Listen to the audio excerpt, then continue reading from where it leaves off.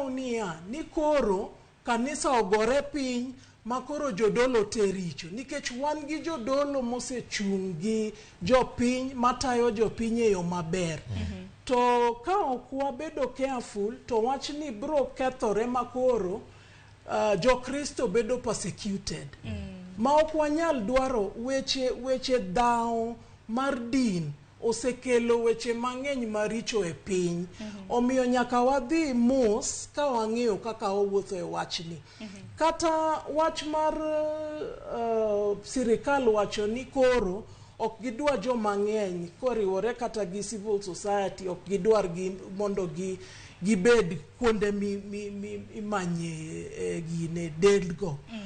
Samoro sirikal dwaro mana protect ji nikech ging'eyo niya mirima bedo mang'eny ka ji pod neno gik malichgo.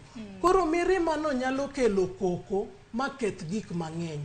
Omiyo an gima nyalo wacho niya jodolo gi wan gi chikego mondo yuni ang'o motimore gi ang'o ng'ama onego twe, ng'ama ok onego twe, ng'ama nigi case to answer, ng'ama onge case to answer.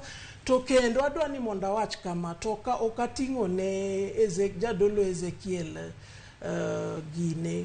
Kibeti.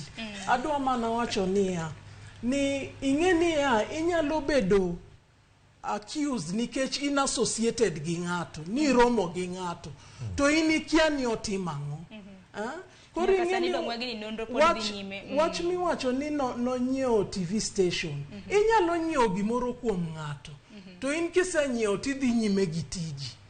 Koro wang'iya gini e yo ma waluwo chike ma wabed gi evidence ma concrete ma kitweyo ng'ato to ng'eni tweye nikech otimo gimoro. Wang'ni nonro pod dhi nyime kata kamano ng'eni puodho mar Shakahola no bende Johansen